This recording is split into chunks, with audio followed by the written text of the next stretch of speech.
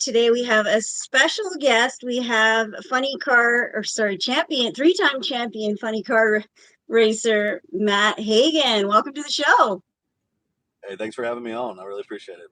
Yeah, no, I'm super excited. I had you on my live on Instagram just kind of by fluke that time, and you promised to do my show, and you are on it now. So thank you for that. Absolutely. So I understand you are in your car right now. Is it a Mopar? Yeah, actually, it's a brand new Hellcat Durango I just got. So kind of show you a little bit here, but all nice red interior. It's not quite got as much pep as my Charger that I had, but it'll flat get up and go. I mean, I had to kind of flat foot it this morning and just see what it would do, and I got it up to like 147. But the roads out here are kind of bumpy, you know what I mean? So it's kind of like it was hopping around. I was like, I better lift out of this thing before I do something stupid on the first day, So. Yeah, but it's early in the morning, nobody's around, that kind of thing. So, but no, it's hard when you have these type of cars not to just kind of take them out and run them and see what they'll do, But yeah, I got to figure out. I think this thing will do a burnout, but I haven't figured it out yet. So because it's all wheel drive, So Yeah, I that think that there's a certain amount of miles where I think there's a couple hundred horsepower that's locked. So you kind of have to break it in before you get all of the power. Yeah. Oh yeah. Yeah, because it's only got like Uh-oh,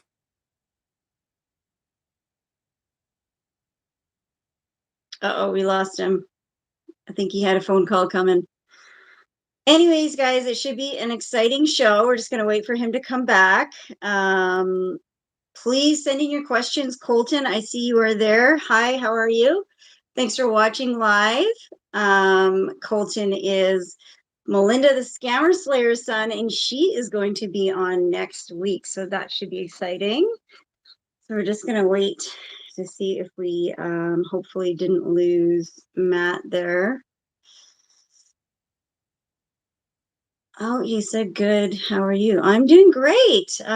Super excited for next week's show. I'm excited for today's show too.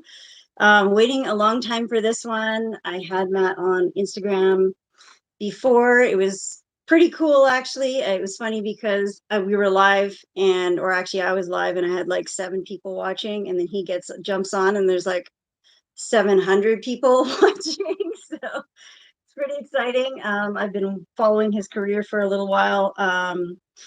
Leah, who he also races with, I've been watching her, and I've met her several times. I've yet to meet Matt in person. Apparently he's at SEMA every year, and I keep missing him. So we're just going to wait for him to come back on. I know he was in his car waiting for some food. So hopefully there we go. Looks like he's back. Let's see if he's on here. Hey, you're back. Sorry. Someone tried to call and then it like all froze up. Yeah. And then I'm like, she's talking, but I don't think she can hear me. So sorry, I don't know how to like turn my calls off. Like, do I put my stuff in airplane No, mode don't do that. Because don't do that. It'll turn off. Yeah, well, I got a guy. So it's so funny. Like, I got a guy that calls me every night at 9 o'clock, and okay. he's a little bit like he has some stuff wrong with him mentally, But like every night at 9 he calls, and it's like I take the call and we talk for a couple of minutes, and he waits around all day long to talk to you, and it's one of those, yeah. So it makes his night, that kind of thing. But the problem with it is like he don't quit calling until you answer the phone, you know what I mean? And then if you don't answer in a few times, he'll start texting, and until you tell him good night or something like that. So, but it's just it's kind of it's weird how it happened. He actually texted me, somehow he got my number off of Instagram or something, and really? he said, yeah, so he said he was with Bo Butner's crew, and I was like, oh man, it's a crew guy, whatever, like hit me up, man, here, and so he just kind of got my number and then started calling me, but he doesn't work on the crew, he's just a fan, you know what I mean? So but yeah, you do stuff like that, and I mean, when it's the little things that make people's day, you know what I mean? So, but it's been now like 3 years now going on, and every night at 9 o'clock he calls. So that's what just happened. It was like he was calling to say hi, but hopefully, I don't know. He probably will try to call like 5 or 6 more times, but if it happens, we'll jump back on. Oh, that's okay. You know what? I totally understand, because actually my twin sister has a mental disability as well, and she does the same thing. She will like power Okay. call me and text me until I answer the phone. So Yeah. I totally No, get I it. understand. Yeah. Yeah. Well, you know So what? anyway, that's No, I was gonna say that was one of the things that I really love about you is the way that you interact with your fans and your younger fans. I love seeing pictures of you with kids and like sitting in your race car, and that's really yeah. cool. And because I'm a huge believer in being a role model for the younger, the younger crowd and girls, obviously for myself. And I know you have kids, so that's important for you as well. And I think being in the Yeah, automotive industry, there's so many different types of women and the way they portray themselves. So I always try to be very respectful. And, I want people to look up to me and be like, hey, I want to do a show like that. Or, looking at you absolutely. saying that they want to race or something like that. And I saw, like, was Yeah, that your son to sitting me, that was my son. Yeah, he's 16, and I guess it's been 4 or 5 years since he's been to a race, and it's just one of those things where he's like, "I want to go," and I was like, "Well, let's go." I there? Yeah. beg him to come out all the time, but with kids and stuff, they got so much going on in sports and travel, and Yeah. school and everything else. So it's a lot of times it just doesn't always make sense to throw them on a plane on a Thursday and miss a couple days of school and get back on Mondays and stuff. So doesn't really travel with me too much, but it's one of those things where it was Bristol, a couple hours from the house. Come down, check everything out. He brought some friends out, just having a good time, And what's important to me is that when we win, that I really enjoy passing my trophy around, right? Like so, everybody that stays after the race and they come to celebrate with you and they're proud of you. And to me, the media wants to rush me up to the tower and they want to get their quotes and they want to get their stuff out right away. And it takes Hmm. away from all those fans that stayed over there. Yeah. Like, yeah, we do our, Reinhardt gets us up on the stage and we talk, but it's so important for me to stay there and let people take pictures with my Wally. There's so many folks that are like, oh my God, I've never touched a Wally before. And like, you let them hold it and it's just like, they bring pictures back of that deal next year and want you to sign it and they're blown away. And so I always tell the media they can come down to me and get my quotes, but we're going to stay here with the fans. So I piss off a lot of media folks up there in the tower, because they're like, and if they write a bad story about me, so what? You know what I mean? We're making fans every day when we win. And Hmm. it's Hmm. it's really cool to see how important it is for someone to have been a sport or a fan of the sport for so long and never have touched a Wally or never got to take a picture with one or you know what I mean and like a real national event one, you know what I mean? And so it's pretty cool. It means a lot to me to stay after and do that. Yeah, no, that's awesome. That's really great that you do that. I did go to the Drag Racing Museum in Pomona, so I have seen the award, and well, the big statue out front. Um, Yeah. but I'm gonna have to come to one of your races and hold one in person. Yeah, absolutely. I mean, just coming to a race, I think like for folks that have never been there before, it's mind blowing because the hardest thing that we have to do as far as like in a boardroom when you're pitching sponsors and stuff you can't simulate that feeling, that rush, that power, that adrenaline that you get when you're there and your organs shake inside your body all the way up in the top of the stands, from just the raw power of the car.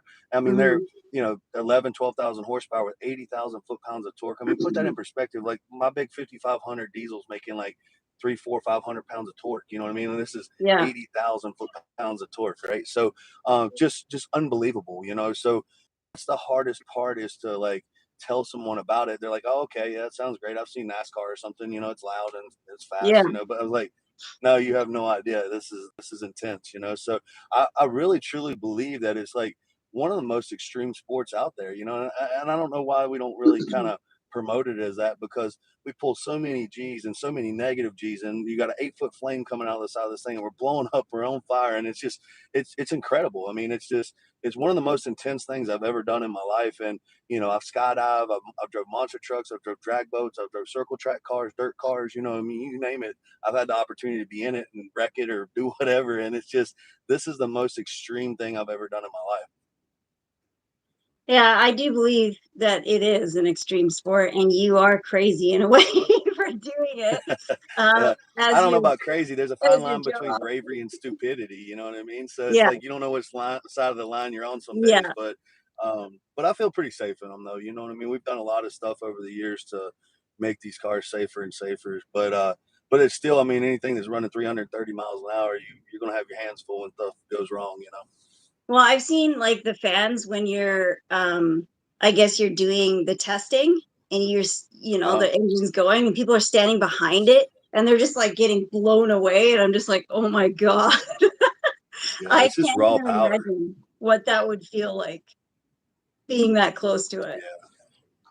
Yeah, I mean, unfortunately, like put it in perspective, my crew chief years ago when he was tuning for Tony Petragon, they were setting the body down and the body wasn't clearanced enough, and it blipped the throttle, and my crew chief was standing right beside the pipes, and it blew his pants off. I mean, Oh, literally blew his pants off. oh Like my it had God. second-degree burns all over his legs. I mean, Oh, I flipped him up in bet. the air. So Oh, yeah, so you can imagine the pressure and the torque that comes out of those pipes are just unbelievable. I mean, Tony was warming my car up the other day and I ran around the pipes and it pretty much blew my shirt up over my head. You know what I mean? And it was just like, whoa, because I'm not used to it. I'm always sitting in the car and on the didn't even inside, think yeah. about it. You know what I mean? So, Hmm. yeah, so it's just kind of one of those things. It's just a huge amount of pressure that comes out of those pipes. And then, I mean, when you're sitting inside the cockpit, like you are, in a sense, in control of all that power, but then at the same time, you're not. And Yeah, like you're we just talked about trying to that stay with before. the car. Yeah, you're never I don't think you're ever ahead of these things, you're just trying to be Hmm. with the car and feel like, if it starts to make a move, you're making the move and you're trying to keep the nose in the dark part of the racetrack because the groove is not, the width of the racetrack there that you got in that lane. It's a small narrow part where all the rubbers lay down and when you're trying to apply that much power, you're really just trying to keep that nose of the car in that groove and that's challenging to do in a funny car a lot of times. Dragsters, they're kind of like, they're long. I kind of, I guess, would relate it to trying to like drive a school bus. You know what I'm saying? Like when you make a move, the ass end wags. You know what I mean? But with these funny cars being shorter, you can be very very aggressive in there, and you have to be on top of them. And where NHRA has been trying to slow the cars down now for years, we have a rev limiter out there, and so when it bounces off the rev limiter, the last couple hundred feet, a lot of these cars, on my car especially, puts holes out. There's been very few times that we don't drop holes down there at the big end, and when you drop a cylinder, it's pushing that car left or right, whichever side that hole is dropped to. So you just really, really have your hands full down there. You know what I mean? Especially on the big end when you're covering a lot of ground and it's dropping cylinders and picking cylinders up, and they're just a handful to drive. Oh, I bet. So I was talking to one of my friends, Brandon from Somerville Racing, and he had a question for you. He wanted to know if you were not doing the funny car drag racing, what other style of racing would you pick? Um, you know, I don't know. I mean, Or nothing? Or drag would it boat just stuff, be those this? guys are crazy. Yeah, I mean the drag boat guys are crazy. I loved it. Don, after he found stuff, he was like, "We're not doing this." I mean, I enjoyed it a lot, but it was just it felt really fast on the water.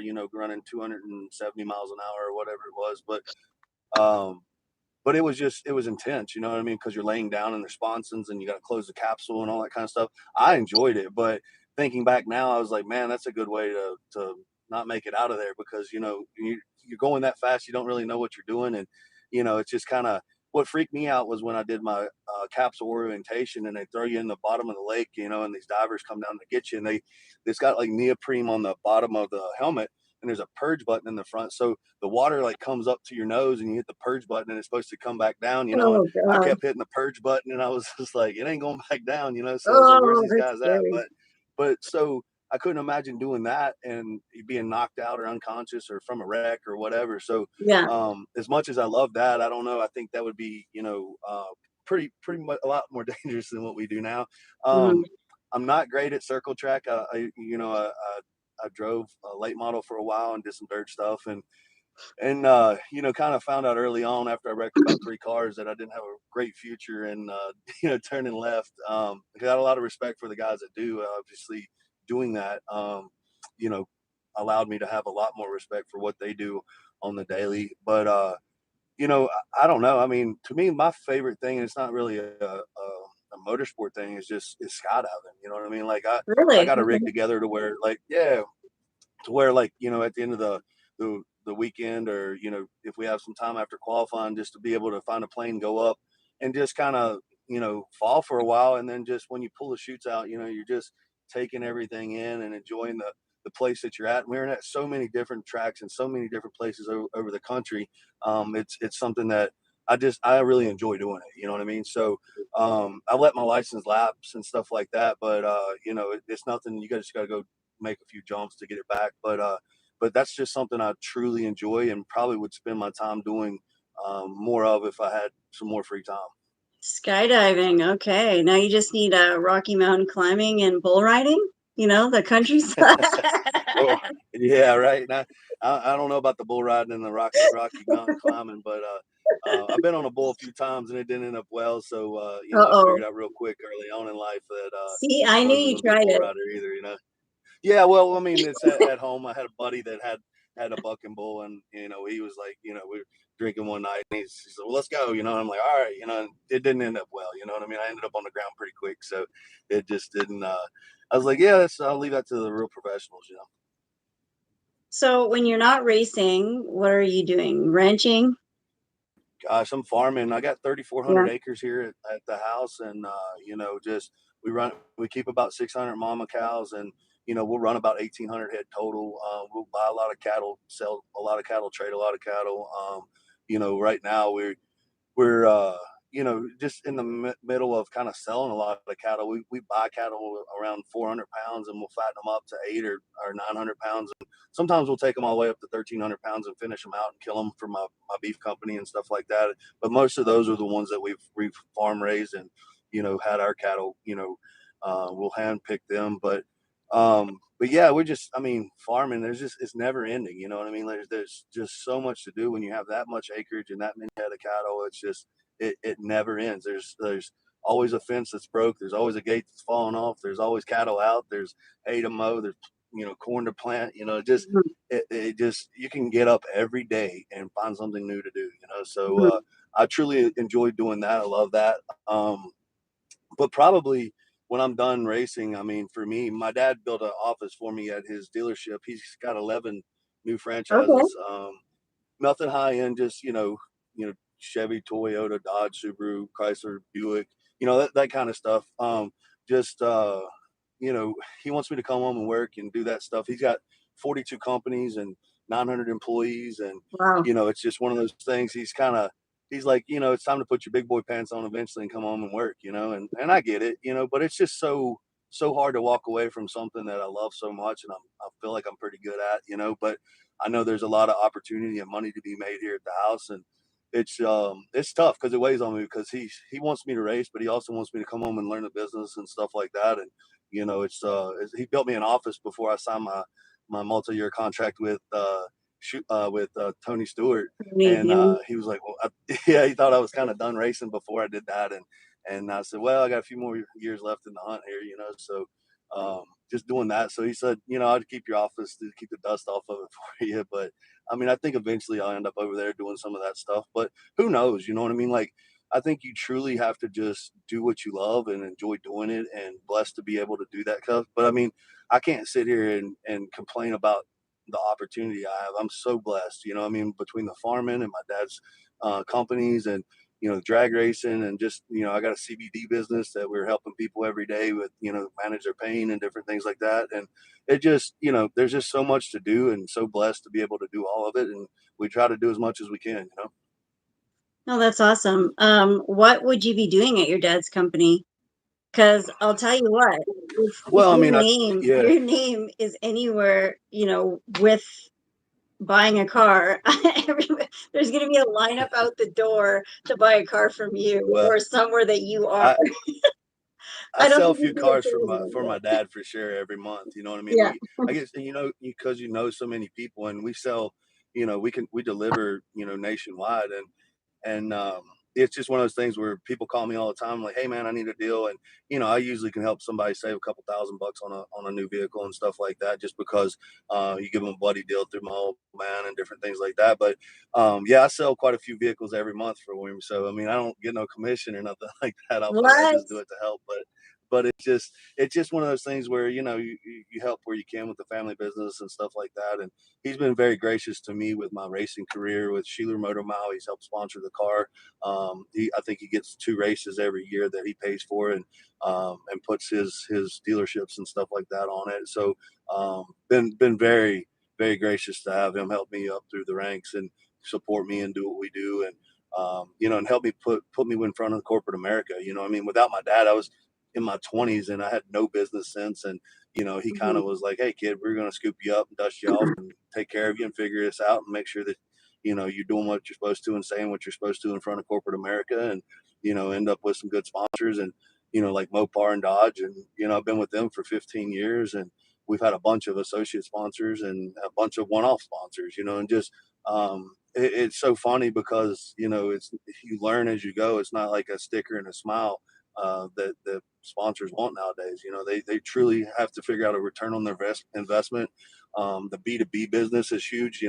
Finding a company that you can do business with another one of your sponsors and figuring out how to make and save money between the two of them.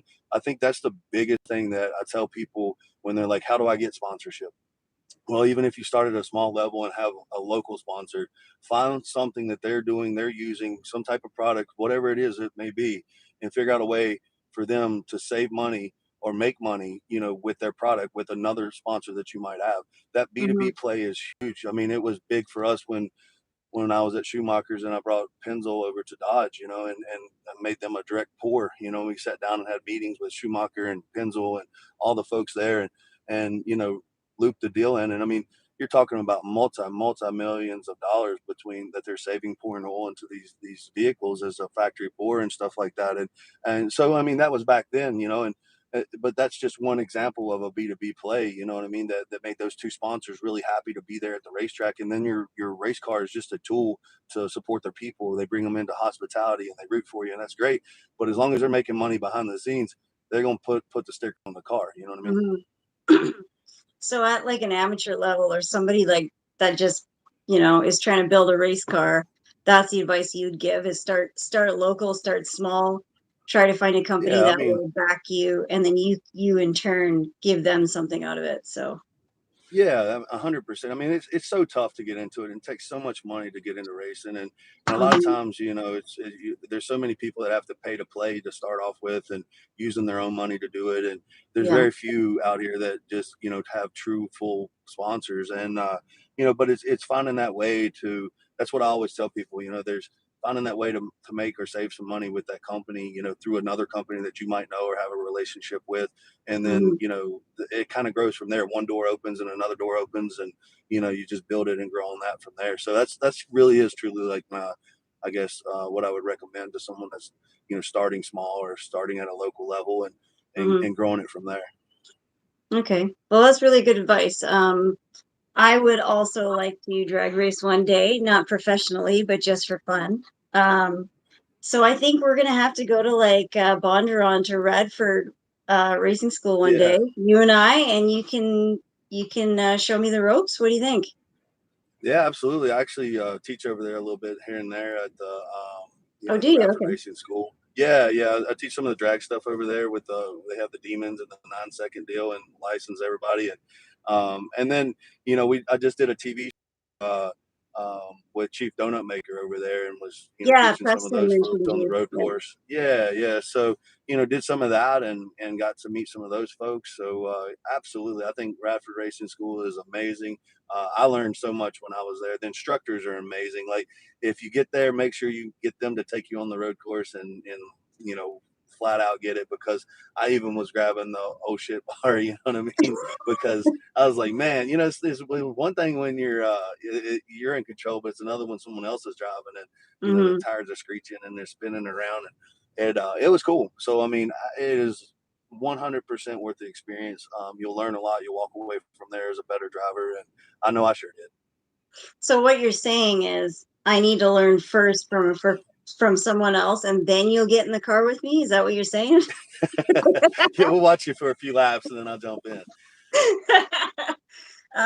So I talked to Preston about the whole, like he was on last week, and we talked about the whole show, and that he met you. He had a lot of good things to say about you, as you did for him. So yeah, he was just saying the process and the driving, and you were saying that he was like pretty much the best driver there, right? Like that's what Yeah, you were well, I mean, saying yeah, from he did a great experience. job driving, and there was a couple other drivers that were there that could keep up and do some stuff. But like when you're on a TV show about performance and doing burnouts and donuts and he had it down and he did a really good job with it. And um, you know, it's one of those things where it's tough to pick. And they pulled me back in the boardroom and they were like, "Hey, man, like you sat in the car with all these folks. What do you think?" And I mean, Hmm. he stood out to me, the most, and it was one of those things where he did a great job with it, and very personable, a very very likable guy, very easy to talk to. It's a combination of all that stuff. There was probably another guy there that was great, probably a little better at driving than him, but his personality was awful. It was like talking to a stick, you know what I mean? Like it didn't flow. It's just like and being on TV, it's just like you have to have that personality, you have to have Yeah. charisma, you have to. So I thought Preston probably was just like the total package. You know what I mean? Hmm. Actually surprised. Have you been approached about doing any TV stuff?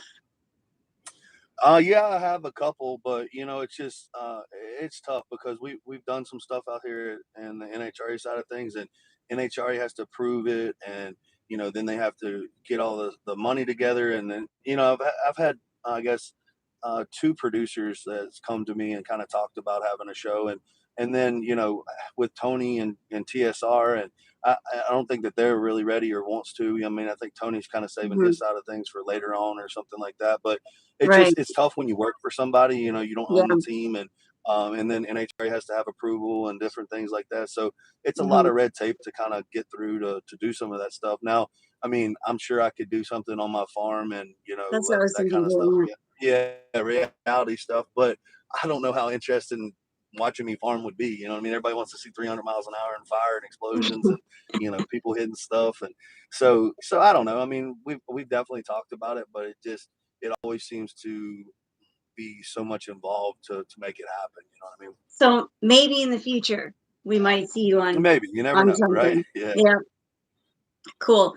So we talked about some of your cars. You still have the Charger? Yeah, you still have the Charger Hellcat too, or did you trade that for the No, Durango? I turn it in, yeah, for the Oh, okay. Durango here. It's yeah, so it's a lease program through Dodge. They basically cover everything, tags, insurance.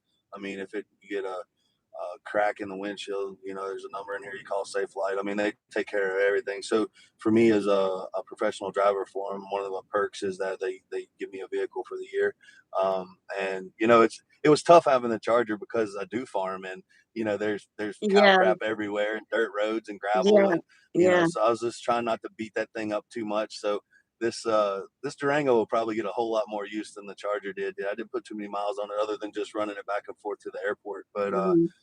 But the problem with that is they want you in the vehicle. They want you, on the social media stuff and pushing it out there and stuff. And for me, it's challenging because I'm in a pickup truck most of the time, and we're Yeah. feeding cattle and doing stuff, and it's muddy or it's nasty out, or so I think this Durango, at least I can justify it's all-wheel drive. I can get it around the farm a little bit and do some more videos and stuff like that. So I think it'll be a little better as far as me pushing out, uh, the love back to Dodge for hooking me up with this SRT, Durango. But it was definitely, in the Charger, it was like, oh, I'm gonna knock the nose off of this thing. I better watch what I'm doing here.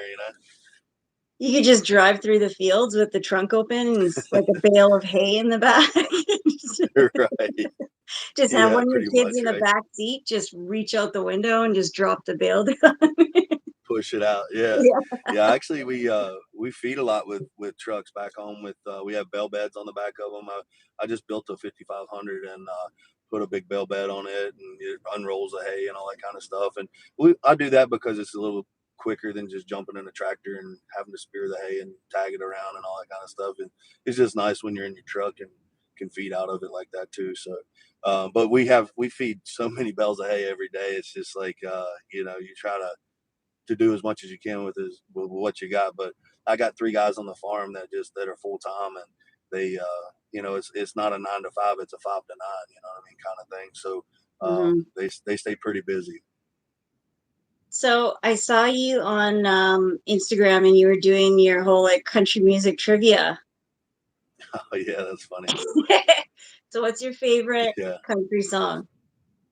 Oh man, I like Morgan Wallen, "Leave the Broadway Girls Alone." It's pretty new. It's kind of a last season kind of thing, but I'm just a big Morgan Wallen fan. I mean, I ain't throwing down on the money it costs for his tickets nowadays. It's like $500 for nosebleeds. But I definitely am a big fan of his, and um, just anything that's that kind of style, what I mean, kind of laid back, easy. But I listen to everything. I listen to EDM. I listen to rap. To I'm a big Kevin Gates fan. Uh,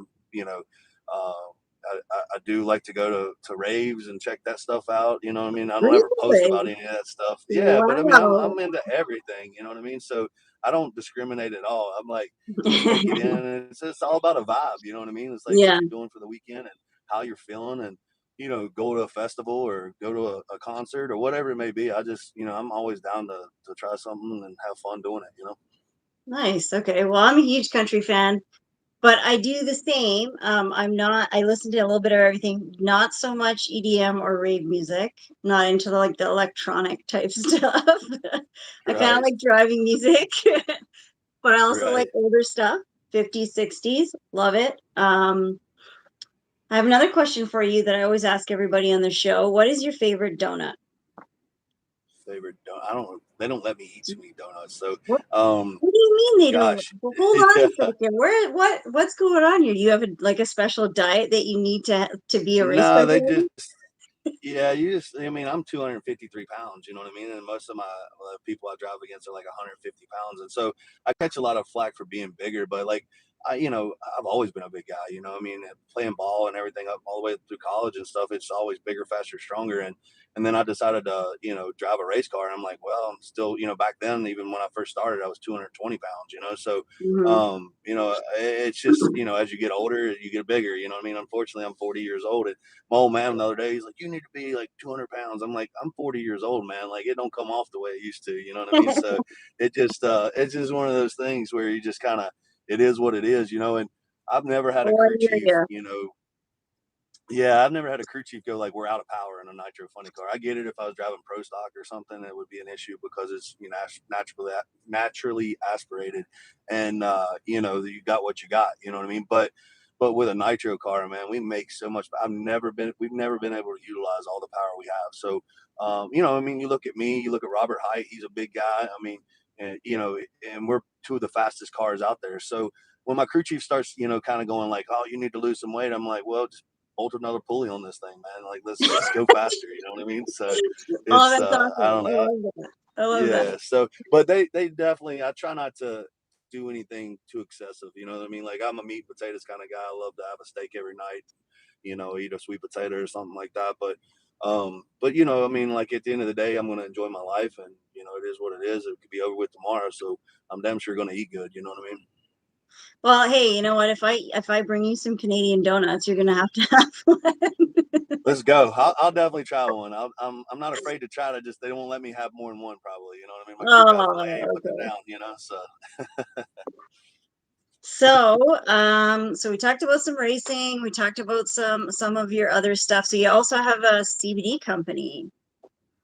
yeah, actually, I've had it now since, oh gosh, 4 or 5 years now. But it became legal in the United States. It was outlawed for a long time, and Yeah, same here. as soon It's as legal here yeah, too. yeah, okay, yeah. So honestly, what made me decide to do it, and I spent $5 million doing it. You know what I mean? And so we did everything the right way. It just it was one of those things where my brother, he had scoliosis, so he had a 90-degree curvature in the back of his spine. And so to straighten him out, he had to put 9 pounds of titanium in his back. They said, look, he was 30 something at the time, 32, I think at the time. And they said, look, you're going to be in a wheelchair the rest of your life because you have these compressed discs and, it just, you can't move around, it's going to get worse, They said, or you can have this surgery. And, he elected to have the surgery. The pain management doctor put him on Oxycontins for pain and stuff like that. Oh, Ended up yeah. getting hooked on them. Yeah. So Mhm. within 3 years, I What watched the happens? Oxycontins pretty much kill my brother. And And Mm-hmm. then this doctor, she ended up, I guess, killing 3 other people. She's actually just lost her license and serving 6 years in prison over it. Oh my But I goodness. watched this deal happen, right? Like, so it was like I pulled my brother aside. I was like, Kyle, this stuff's gonna kill you, man. Like, he's like, I can't live with it, can't live without it, Mm-hmm. and it Mm-hmm. got to where the doctor was giving him more and more and more. And I was going like, but as a grown man, you can't do anything about that because here in the States, it's just like, doctor patient privilege, Yeah. even though I'm his brother, it's not up to me, right? So anyway, watch this deal go down for 3 years. He passes away. He basically sitting around in the house so Oh, much that he had pneumonia. Well, the pneumonia on top of the oxycontins, just he went to bed, never woke up. You know what I mean? So I'm one of sorry to those hear deals that. where I was like, this. Oh, it's okay. I mean, it's part of life. We lose folks all the time. I mean, it's just Mm-hmm. you learn from it, and it makes you stronger. And it just, for me, it was something I wanted to create something good out of it. So with CBD, it's not a addictive deal. So it's like it's not a cure all be all. It's not going to like fix every problem you have, but it can help people get through the day. It manages their pain. It gets them through the night. It's anti-inflammatory. I've got people with restless leg syndrome that they're like, I had no idea that stuff would work for that. You know what I mean? People on chemotherapy, they don't want to feel high all day long, but they still want the benefits from the plant, stuff like that. Mm-hmm. Just so many on and on, so many emails every week that I get that it's helping change people's quality of life and that our product's really working for them. And so it's like a warm and fuzzy for me that I got back that I'm helping people without having to be on something super addictive that can, turn so dark and so bad so fast. You know what I mean? So do you have a lot of aches and pains from what you do and like squishing yourself into those little cars and like Nah, because I mean, you're I got more probably aches and very pains tense from too, right? playing When you football, drive. you know what I mean? But yeah, I mean, I got Okay. more aches and pains from playing football and stuff like that and getting beat up and just being somebody's tackling dummy for so many years, and it just I mean, they want to do a fusion on my neck. My neck's all jacked up. I got some bone spurs in it and did I guess a CAT scan or so, I don't know, where you lay in the tunnel and it Yeah, scans you yeah, yeah. yeah, my doctor, he come back, he's like, dude, we got to fuse your neck together. I'm like, I ain't doing it. You know what I mean? Like, I'm just not big on surgery and all this other stuff. And Mm-hmm. anyway, I got with our track doctor, and he basically, Dr. Surface for NHRA, and he's like, "Nah, come up here to West Virginia." He knows a spine specialist, and they injected some steroids into my spine, and did kind of like a spinal tap deal. And within Mm-hmm. 2 of those treatments, I've been great. But my arms were falling asleep and all this other mess, and but I think a lot of it's from the G force and slowing down and all that kind of stuff. You know what I mean, from the positive and negative. And I Mm-hmm. was like, I'm not gonna have that surgery. So that's probably the biggest thing for me that as far as having to deal with. But after, dealing with Dr. Surface, our track doctor at NHRA, he fixed me up and got me with the right people. And, it's been good. But I mean, I broke a lot of bones and stuff, from wrecks and playing ball and wrecking motorcycles and all that other stuff. I mean, I got screws all in my hands where they're all jacked up from putting my hands down, to catch myself, wrecking bikes and stuff. But it just, you're living life. You're gonna get beat up a little bit. So my old man always told me, if you're gonna be stupid, you better be tough. Yeah, you're definitely living life loud and fast, right? For sure. Yeah. So, we talked about your die cast because I'm a die cast girl, obviously, as you know. And I was just asking Matt actually because I couldn't find his die cast, and I was asking him about it. And you've had a couple releases, right?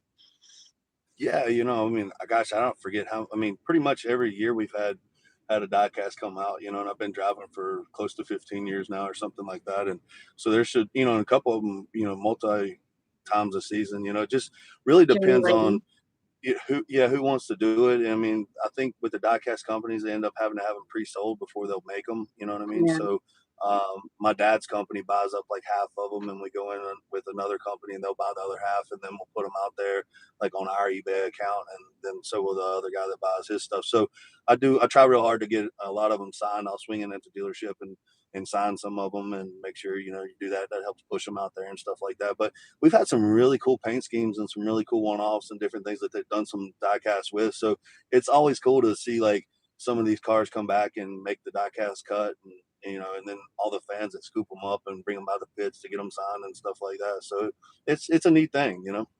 It is really cool. That's like what I'm all about. We go to conventions and I've actually met a lot of the designers that have designed those die casts.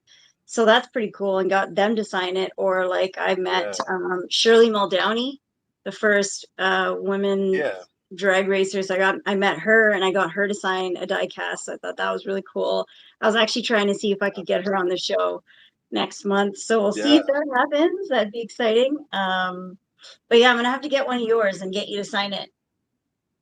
Yeah, well, just Send send it me to your you. address. I'll send you one. We'll get it for let me on the show. We'll just Oh, send you one, letting hook you you on up. the show. Of course I wanted you on the It's all show. good. I just want to do a little time check because I know that you didn't you need to eat. Yeah, I'm But good I for think like you're 10 gonna more minutes or something like that. So if okay. they got, if like any of your folks got questions, I'd love to answer some questions or whatever, you know. But yeah, I definitely good for a little bit longer. So you're gonna turn into the Hulk if you don't eat.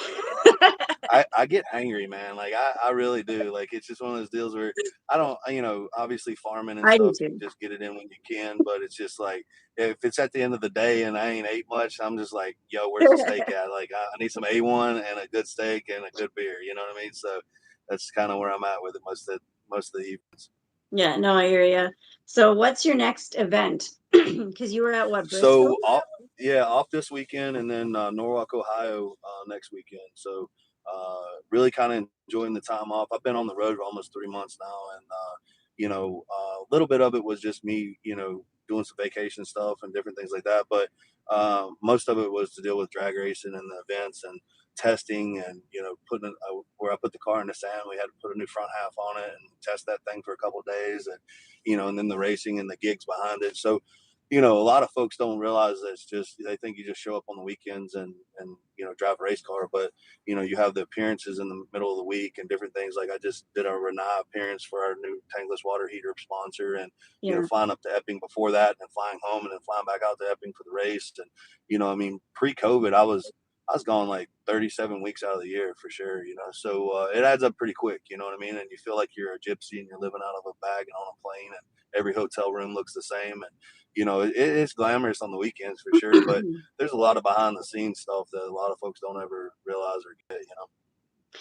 Yeah, no, and honestly, I really appreciate you taking the time out because I know how busy you are. Like you are literally flying everywhere, and then you're like messaging me saying like you're going this place or that place, so I can't talk about it this time. Or so I do Yeah. really appreciate it.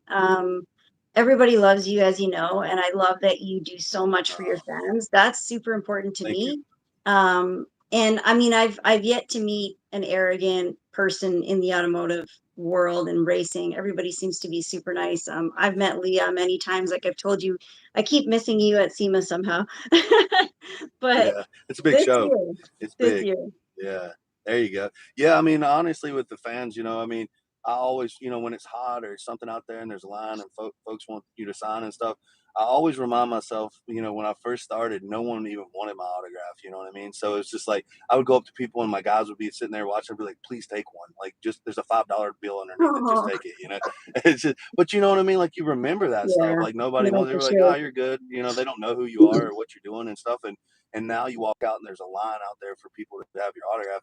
And sometimes, you know, it's like, man, I've been out here for an hour signing and it's hot and you're sweating and you got to go jump in a race car.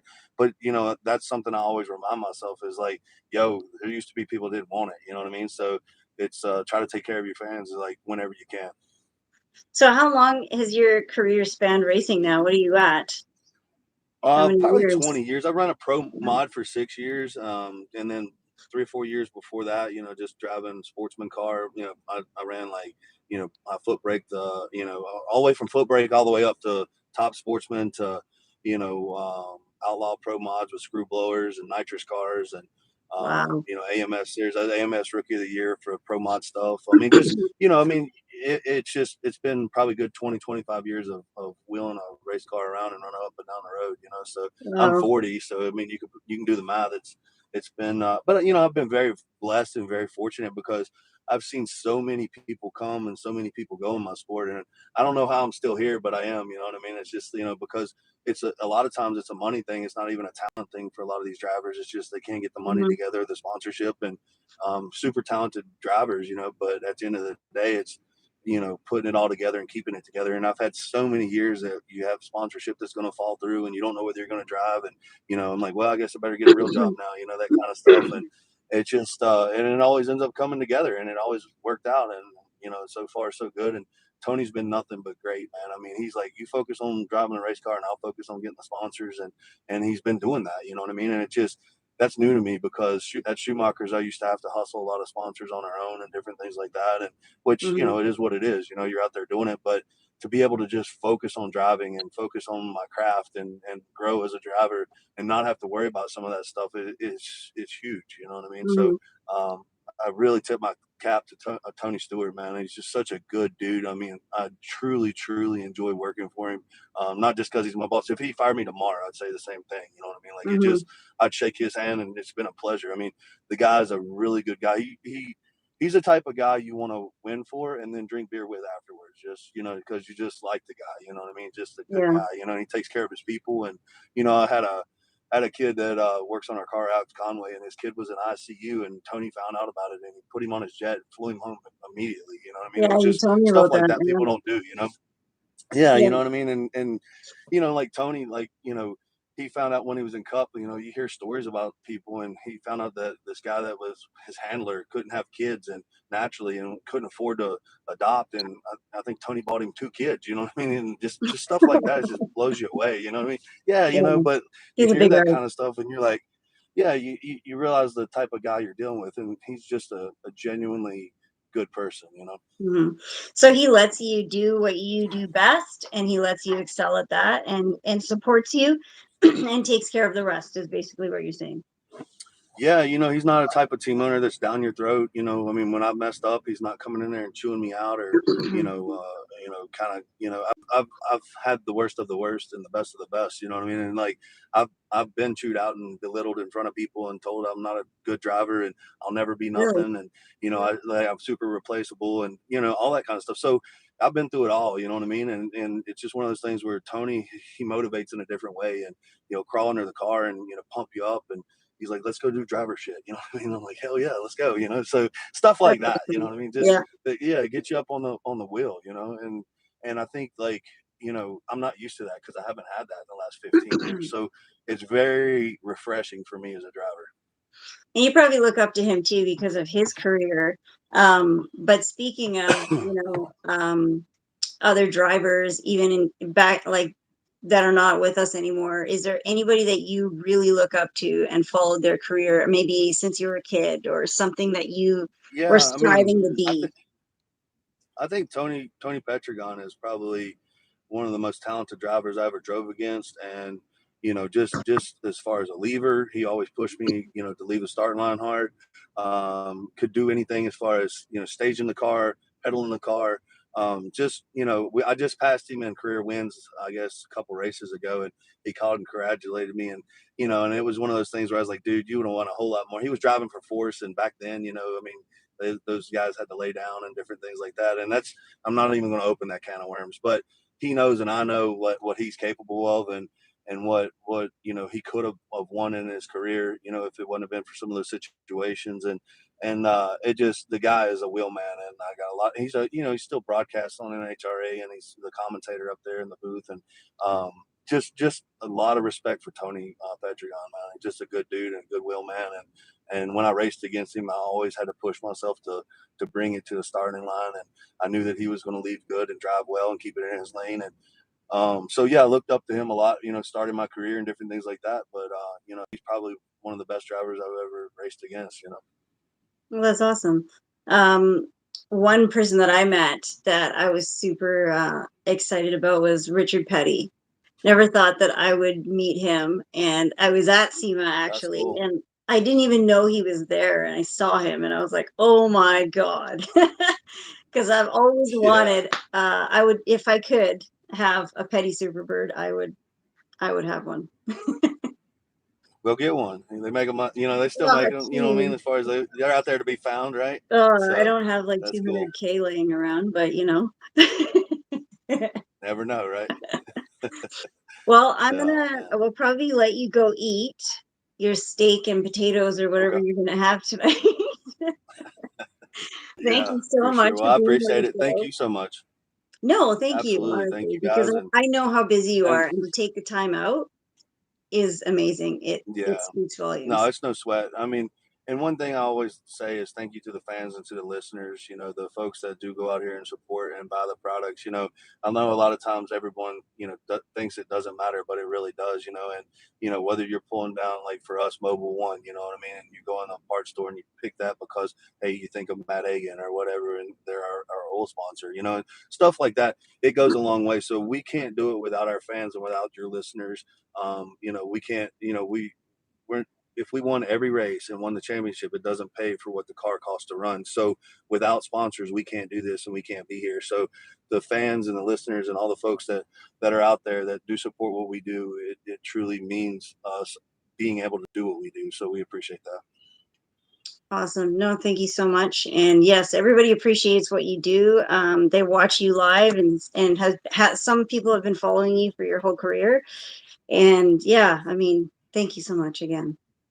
I hope to talk to Absolutely. you Thank you. again, Well, maybe I'm after your gonna go next tear race. into the steak. Okay. All right. Thanks. You guys Bye. be good. Thank you. Appreciate it. Colton, Matt says hi. I will get him to say hi to you next time. Thank you everyone for watching. This has been amazing. Colton sent me a donation. I didn't even know people could do that. Well, thank you very much for that, Colton. I will, maybe you can pop in next week when I have Melinda, the Scammer Slayer, on Thursday, 6 p.m. Pacific Standard Time, 9 p.m. Central. Thanks so much for watching, everybody. This is an awesome show. I love just chatting, keeping it open, keeping it light and fresh, and seeing where it goes. Like I said, I don't script any of my shows. I don't write down questions or anything. I just fly. Anyways, thank you guys so much. I love you guys. I will see you next week. Have a good one.